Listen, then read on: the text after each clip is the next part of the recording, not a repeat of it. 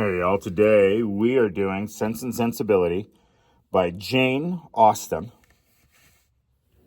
And we today are on chapter 6.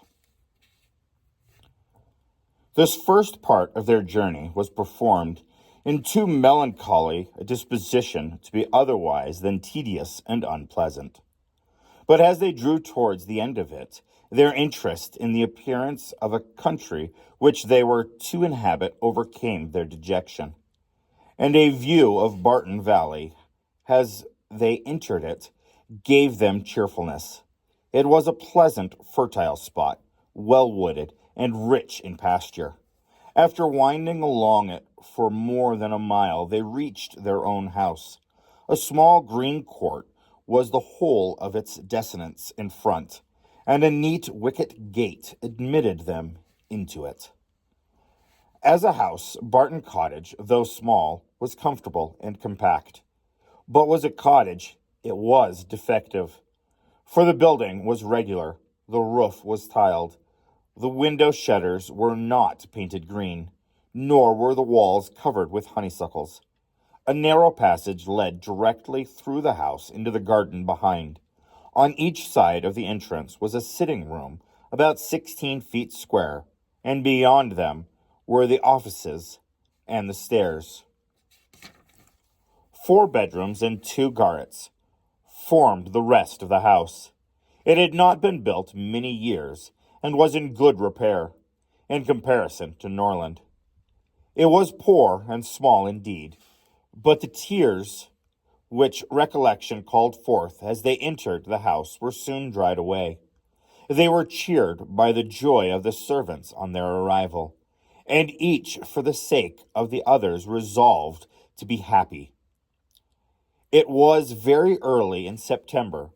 The season was fine, and from the first, seeing the place under the advantage of good weather, they received an impression in its favor, which was a material service in recommending it to their last appropriation. The situation of the house was good. High hills rose immediately behind, and at no great distance on each side, some of which were open downs, the others cultivated and woody. The village of Barton was chiefly on one of the hills, and formed a pleasant view from the cottage windows. The prospect in front was more extensive. It commanded the whole of the valley, and reached into the country beyond. The hills which surrounded the cottage terminated the valley in that direction. Under another name and in another course, it branched out again between 2 of the steepest of them.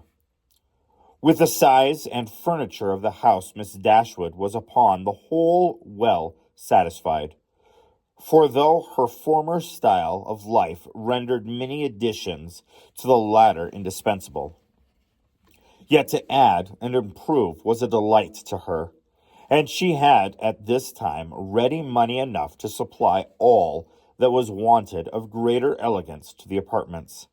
As for the house itself, to be sure, she said, it is too small for our family, but we will make ourselves tolerably comfortable for the present, as it is too late in the year for improvements. Perhaps in the spring, if I have plenty of money, as I dare shall I say, we may think about building. These parlors are both too small for such parties of our friends as I hoped to see often collected here, and I have some thoughts of throwing the passage into one of them with perhaps a part of the other, and so leave the remainder of that other for an entrance. This, with a new drawing-room, which may be easily added, and a bedchamber and garret above, will make it very snug little cottage. I could wish the stairs were handsome, but one must not expect everything, though I suppose it would be no difficult matter to widen them. I shall see how much I am beforehand with the world in the spring, and we will plan our improvements accordingly. In the meantime, till all those alterations could be made from the savings of an income of 500 a year by a woman who had never saved in her life, they were wise enough to be contented with the house as it was, and each of them was busy in arranging their particular concerns and endeavoring, by placing around them their books and their possessions, to form themselves a home. Mary Ann's pianoforte was unpacked and properly disposed of, and Eleanor's drawings were affixed to the walls of their sitting room. In such employments as they were interrupted soon after breakfast the next day by the entrance of their landlord, who called to welcome them to Barton, and to offer them every accommodation from his own house and garden in which theirs might be at present deficient. Sir John Middleton was a good-looking man about 40. He had formerly visited at Stanhill, but it was too long ago for his cousins to remember him.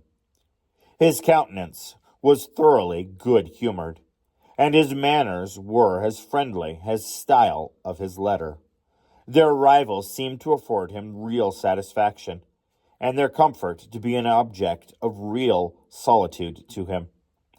He said much of his earnest desire of their living in the most sociable terms with his family, and presented them so cordially to dine at Barton Park every day till they were better settled at home, that though his entreaties were carried to a point of perseverance beyond civility, they could not give offense.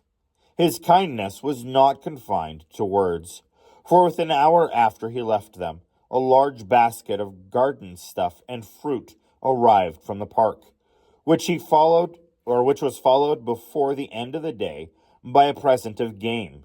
He insisted, moreover, on conveying all the letters to and from the post for them, and would not be denied the satisfaction of sending them his newspaper every day. Lady Middleton had sent a very civil message to him, denoting her intention of waiting on Miss Dashwood as soon as she could be assured that her visit would be no inconvenience. And as the message was answered by an invitation equally polite, her ladyship was introduced to them the next day.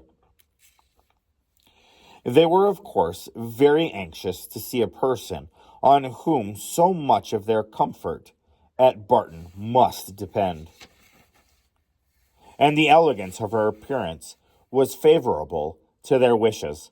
Lady Middleton was not more than 6 or 7 and 20. Her face was handsome, her figure tall and striking, and her address graceful. Her manners had all the elegance of her husband's wanted, but they would have been improved by some share of his frankness and warmth, and her visit was soon enough to detract something from their first admiration, by showing that, through perfectly well bred, she was reserved, cold, and had nothing to say for herself beyond the most commonplace inquiry or remark.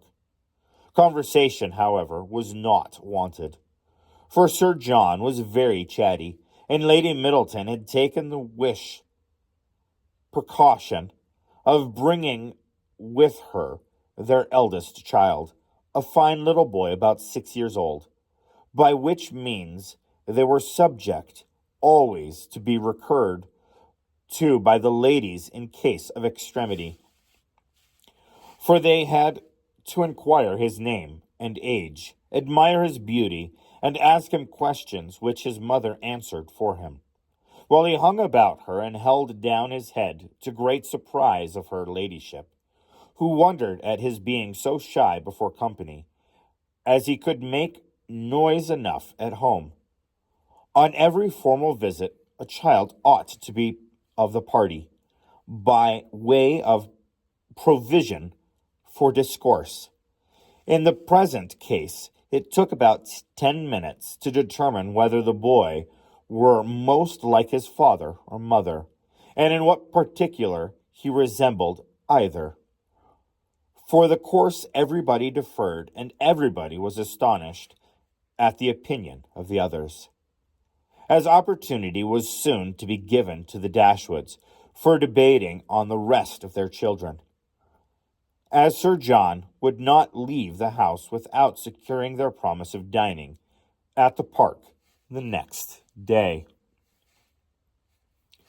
So now they've kind of met their landlord and they've met the family, and now they're kind of seeing what everything's like in this new little cottage that they have moved into. We kind of get to see some of this old style living that they have had. Anyway, I hope you are enjoying this, as there's a lot more information and a lot more things that actually do happen as we continue on to the book. Anyway, I want to say thank you very much, and you all have a wonderful and blessed day.